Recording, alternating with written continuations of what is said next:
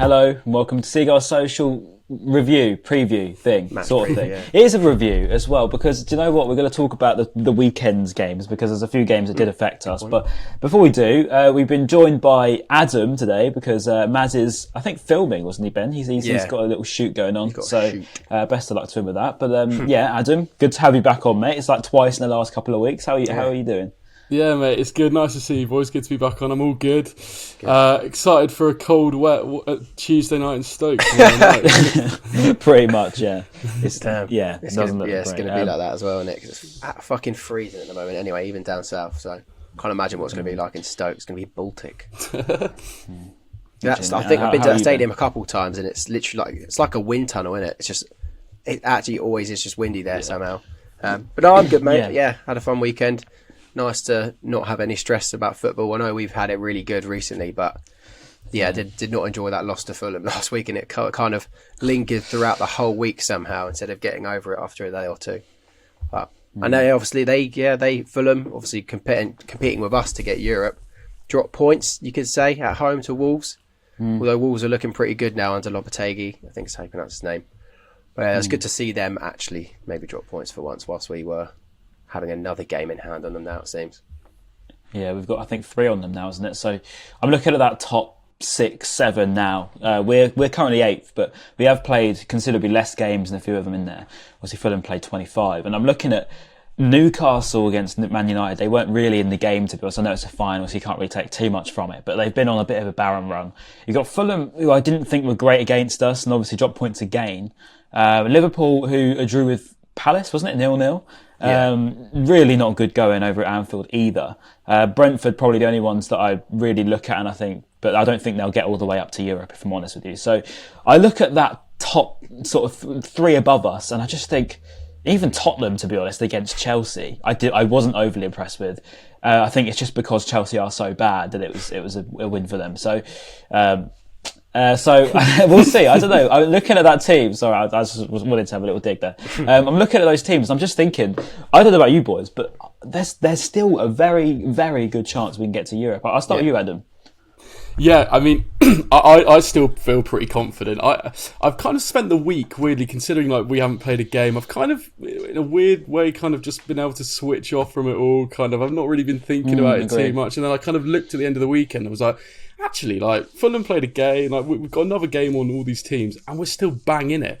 And you know, you look back to the Fulham game last weekend as well. I was watching that, thinking to myself, and I was saying it to my mates as I was watching it, I was going, Fulham are dreadful, Fulham are bad, we're better than them, we've battered them. I actually genuinely don't really rate how they've played, and then they go and do what they do. But I think we're still right in amongst it. And I, went quite bold a few weeks ago and said, like, it's not that mad to say that the Champions League could even be on. But like, we're still there or thereabouts. We are still there. Just, I mean, for us to claim Champions League, I suppose we do have 3 games in hand over Spurs, who are 45. That's 10 points ahead of us. So, I mean, those 3 results, if we go and get 9 points, it does close that gap actually. So you're not actually wrong in saying that. And you look at Spurs as well. They're not great either, are they? Completely. And I'm not saying that we're going to finish. Of course, we're not. But like, I could see Newcastle dropping out of the top 4. I think we're probably looking at Spurs getting that place, and I think after that it's going to be so tight. So it goes a bit Spursy. Yeah, well, exactly. So it's still very open. Yeah.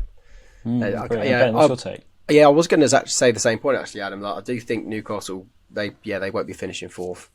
Even though Spurs do tend to bottle things, I do think, they will be getting that 4th spot. And you're right, I think maybe, Newcastle 5th. But that's good because it leaves 6th and 7th free for us to get Europa League or Europa Conference. Like, I'll bite your hand off for Conference League right now. I'm really not too fussed as long as it's some sort of European trip away. My only concern is, yes, Liverpool had a poor result against Palace this weekend. But against Newcastle, when they beat them pretty convincingly, I know Nick Pope got sent off. I think they were 2-0 up by the time he got a red card, I believe. They looked good, and it looks like they were coming back to, well, not their best, but it looked like they were getting there. And then obviously they had a bad result against Palace. But I'm still worried about Liverpool, whether when they creep up, and it might be that they end up taking the 6th spot or the 7th spot, and then it will just be leaving that's one place to fight over with Fulham and maybe Brentford and maybe Villa if they keep winning games. Yeah, because I mean, Villa, to be fair. They did. I mean, they obviously did that a few seasons ago when they were like fully dropped off after winning the league, and they weren't going to get top four, and they had all those injuries. And then obviously that Alisson scores that header, and they get themselves back in the top four. They put in a late burst, and I think Liverpool are, like you say, definitely capable of easily finishing fifth, sixth, seventh. But we could also get to Europe if we win the FA Cup, which obviously leads us on brilliantly. That's true. Yeah, I was just going to finish on Liverpool because it's quite a good point, because they are, when I watch them play, I do think, my God, they really aren't anything like they used to be. But it doesn't really seem to matter when you get to that last sort of 2 months. I think April, May always seems to just be a complete, almost cup final. Every single game's a massive game at the top and at the bottom, to be honest with you. The table changes the most in that time, so it'll be interesting. But yeah, as you say, we have got Stoke tomorrow, and I was doing some digging on Stoke because we don't have too much history against them, but we do have some pretty horrible results against them at the same time. We haven't beaten them, boys, since the 18th of September 2001, which is insane to think. And with that comes, I think it was, I made the graphic earlier as a little Talk Seagulls post, and it's pretty horrendous. I mean, he can see the L's on display. I think there's 1, 2, 3, 4, 5, 6, 7, 8 losses against them in that time, including a 5-1, a couple of 3-0s in there. And then obviously in the Premier League, we drew 2-2 at home and 1-1 away, which is obviously the Izquierdo moment. But to be honest, is it Brighton or Barcelona, Johnny, wasn't it? But you look back on that, you just think, my God. And also the fact it is my birthday tomorrow. And historically, as we know on this podcast, my birthday is horrible for results. It really has been over the years. I don't need to go over them again. So with that in mind, Ben, how are you feeling for tomorrow, mate?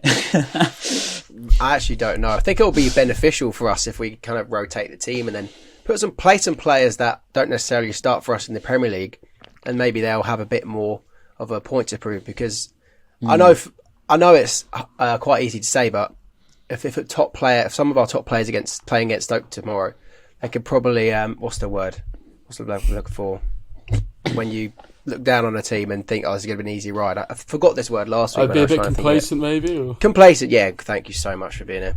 Yeah, complacent. so easy to be complacent, and then you can get done over by a couple goals. So I don't actually know how to feel. What were you on, like ITV4 tomorrow? I'm just trying to think if we got any curses from TV channels, but there's nothing in that. But non-HD makes it horrible. Yeah, that's true.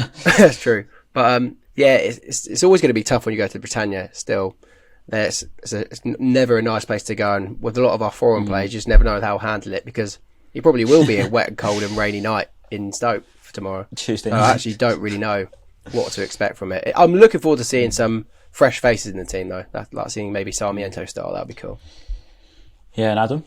I think, back to your point about your birthday. So my birthday was like a week ago, and I've always got, like you say, February just seems to be one of those months. Mate. Well, like everything, nothing seems to go well in February. No. So yeah, but having said that, I think Brighton are going to turn up tomorrow. I've just got a feeling. I think, did you tweet it, Ryan, or someone put a tweet out saying they think it might all go horribly wrong tomorrow? But I've just got kind of a good feeling. I think Roberto De Zerbi's going to take it seriously. I think we might see some fringe players, but I generally think he's going to go pretty strong. I think we'll see all the usual suspects. I think it'll probably give an opportunity to give people like Encisa Sarmiento a bit of a run out. That'll be good.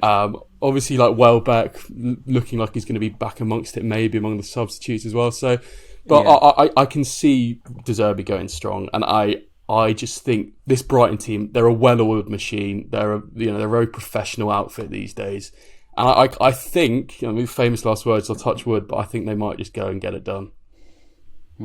I hope you're right. I mean, I look at, there's a couple of talking points in that potential squad. Yassin Ayari could potentially get a debut. Wouldn't be surprised to see him thrown in there.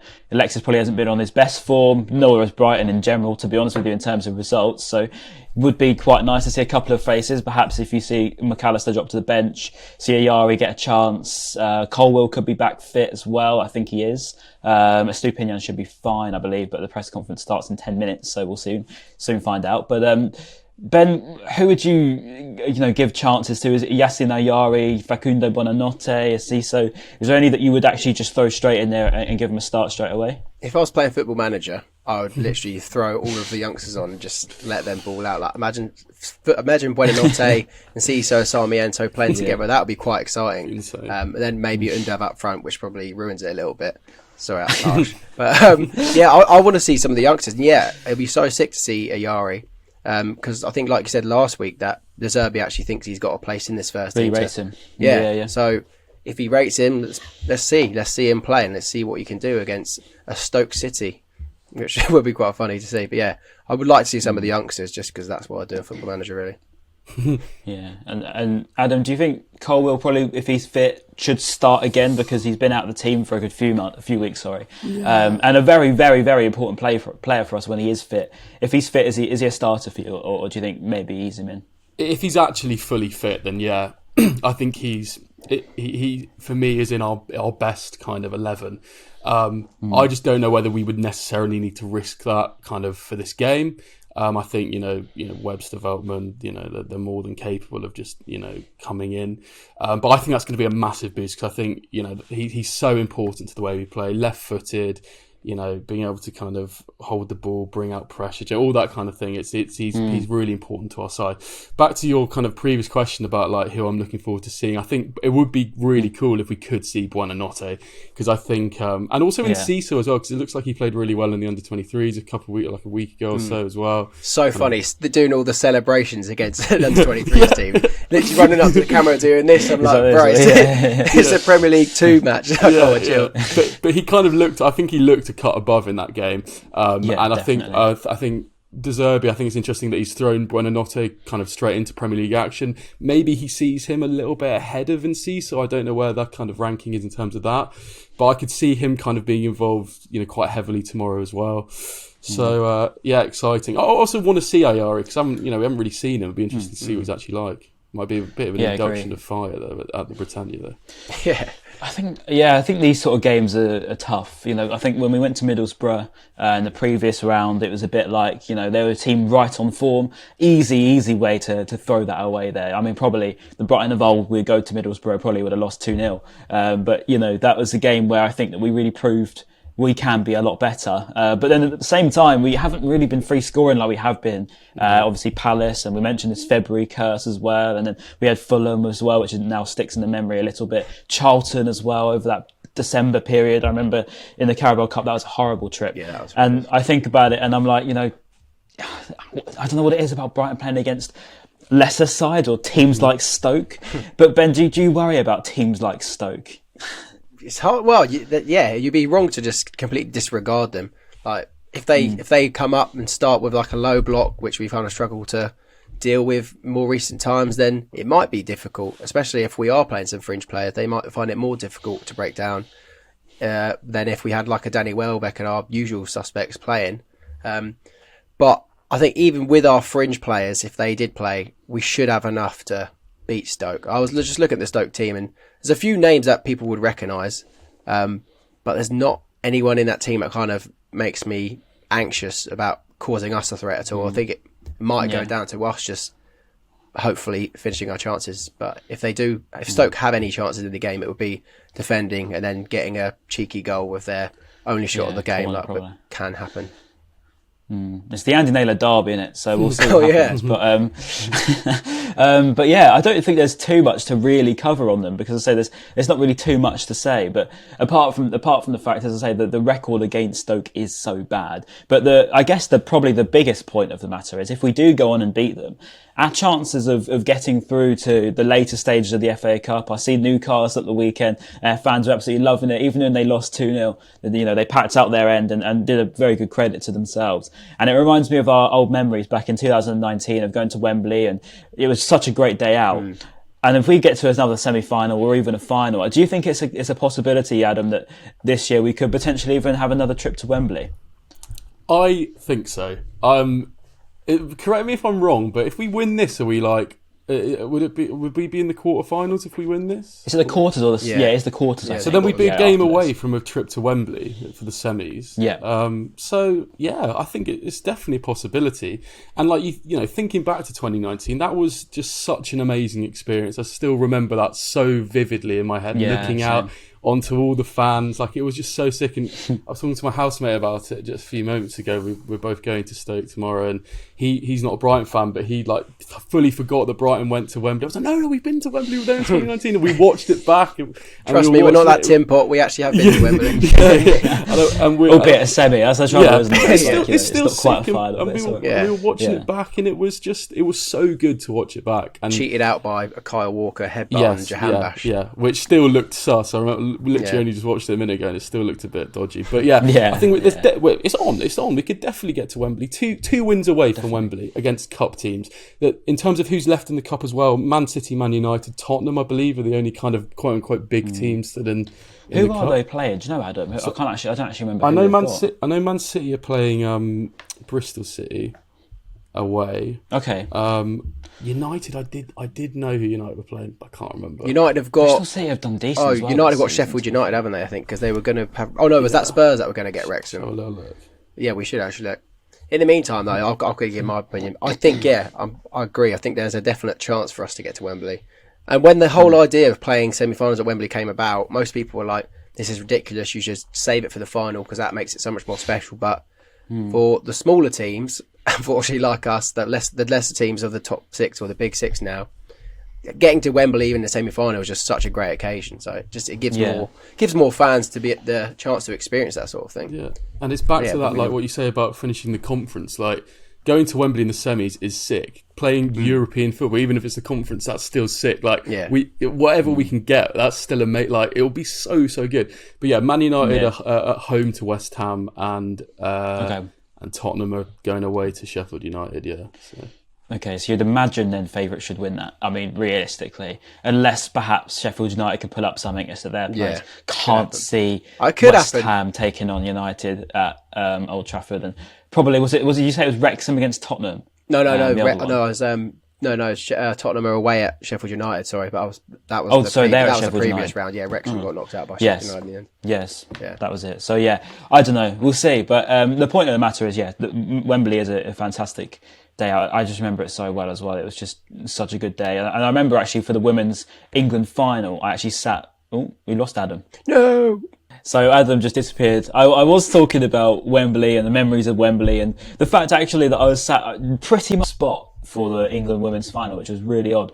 Probably about 3 rows back. A good day out anyway. Wembley's a great experience. I'd love to get back there after watching that Newcastle game. Anyway, to be honest with you, there's not really, as I say, too much else to really talk about this week. It has been quite a quiet week for Brighton Hove Albion, but score predictions, boys, because I know that this is going to be the hardest sort of thing to answer with a game like this. We've spoken about the two teams.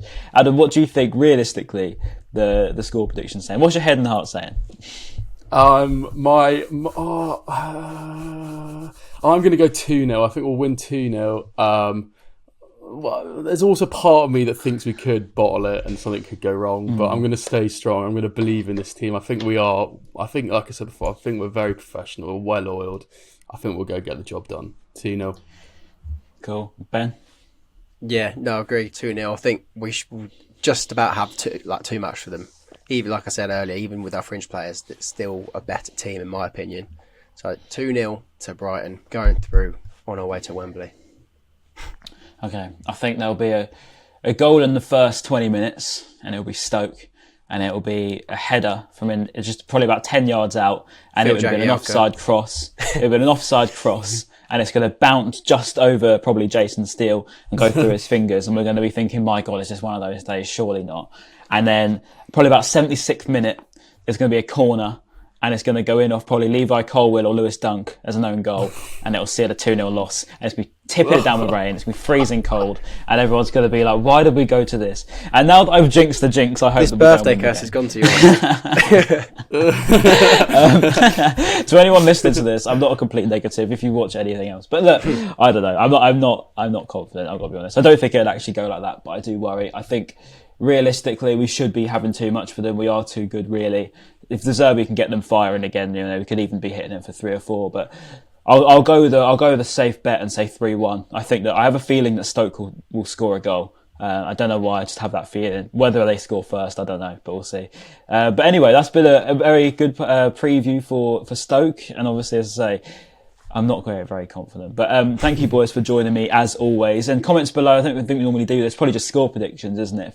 Give us your score predictions below. Score predictions and what you think who will be in the team as well. If there's any shocks you'd like to see, whether you'd like to see Colwill back or whoever, drop it in the comments below. But thank you, Adam, for joining us as well. Is there anywhere we can find you, mate? Tag yourself. Yeah, mate. Thank you, boys, for having me on again. It's great to chat to you. Seagulls Social on Twitter. Come and drop us a follow. Daily video content following the Albion. Lovely. So yeah, thank you, boys. Lovely to speak to you as usual. Right. Super sub Adam. Great sub. Perfect, mate. Right, thank you. And make sure you're listening on Spotify, Apple Podcasts, and subscribing, liking, and commenting, all that good stuff. And we'll see you very, very soon after Stoke. Cheers. Bye.